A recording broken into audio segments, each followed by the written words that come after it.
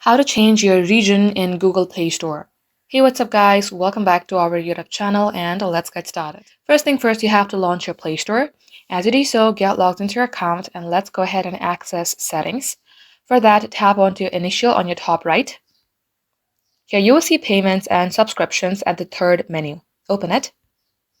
And likewise, select Payment Methods. Tap on More Payment Settings.